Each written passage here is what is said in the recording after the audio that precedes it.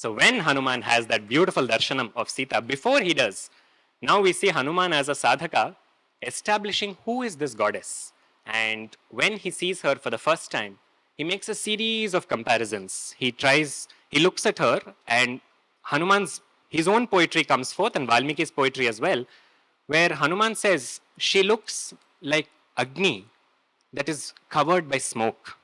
She looks like a Smriti text that is filled with doubt. She looks like Buddhi that has been started on the first day after Purnima. Because if anybody starts learning anything on the first day after Purnima or Amavasya, that is on Padyami, that Buddhi, Kshinam, it becomes lesser. So he sees all of her brightness, but he also sees that she is waned. If you ignore the second parts, that is all of the negative aspects of what he says, you take the words Buddhi, Shraddha, Prajna, Smriti, just draw parallels from the Durga Saptashati. Ya Devi Sarvabhuteshu Buddhi Rupena Samsthita, Ya Devi Sarvabhuteshu Shakti Rupena Samsthita, Ya Devi Sarvabhuteshu Smriti Rupena Samsthita, Namastasye, Namastasye, Namastasye, Namo Namaha. All the words that come there in the Saptashati, Valmiki uses those exact set of words and a few more, indicating that Hanuman is doing a stotram to Sita. Hanuman's own understanding of Sita also changes by this time.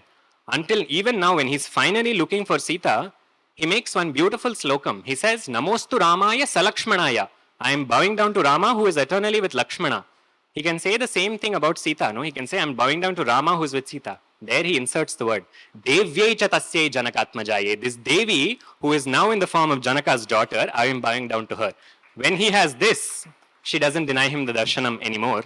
And as he goes forward, when he eventually sees her, this is the beauty.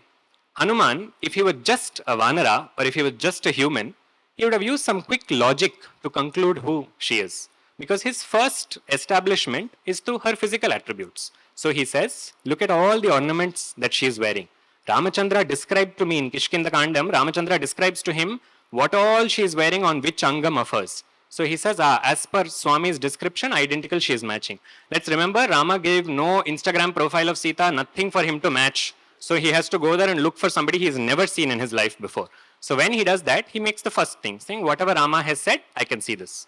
Second aspect, whatever she dropped when she was going with Ravana, whatever she dropped from the Pushpak Vimanam, those abharanas are missing on her body.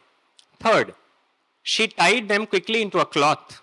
I see her wearing a cloth which is slightly torn, so I can understand therefore that this is the same cloth, and he does the match the following like many people do in blouse shops. So he's established. But if he were a Vanara, he would stop here. If he were a human mind, he would stop here. A sadhaka is not looking only for the physical attributes. A sadhaka is looking for the divine lakshanas within her. And Valmiki gives us two beautiful slokams that talk about two very important principles in Shakti Sampradayam, in Shakta Sampradayam. The first slokam is, Asya Devya Yatha Rupam. This Devi's form, Yatha Rupam, Anga Pratyanga Saushthavam. Her every anga, her every limb. How is it? Ramasya cha yatha rupam. How Rama is in his every limb. Asyayam asitekshana. That's exactly how she is. Now this is Samayacharam. This is the concept of Samayacharam, that they match each other. This is exactly Ardhanarishwara Tattvam. That when you see them both together, they match so perfectly. If you have ever seen an image of Ardhanarishwara, they're not disproportionate. In the same body, there is so much of duality happening, but they're so beautifully put together because Shiva and Shakti are inseparable. That idea which comes as the last word of the Lalita Sahasranam, Shri Shiva Shiva Shakti Aikya Rupini, she who is the merging of Shiva and Shakti, here Valmiki depicts saying she who looks exactly like Rama. This is his one shlokam that suggests that Hanuman sees Rama and Sita. In the second shlokam, whenever Valmiki stresses, and please remember this because we will see another such example in a few minutes. Whenever Valmiki stresses on one particular word or he uses the same words in a few shlokams, we know that we have to underline and learn those things. The same, next shlokam begins with the same words. Asya Devya Manastasmin Tasya Chasyam Pratishtitam. This lady, this Devi, not this lady, this Devi who is seated here, she has Raghava firmly in her mind and Raghava has her firmly in her mind. That is exactly why Teneyam Sacha Dharmatma Muhurtam Api Jivati. Why is she alive? She is alive only because she has Raghava in her mind and Raghava has her in her mind, in his mind. This aspect is about Purusha and Prakriti. Only as long as Purusha wishes will Prakriti exist outside. If Purusha doesn't want it, all of it will go back into him.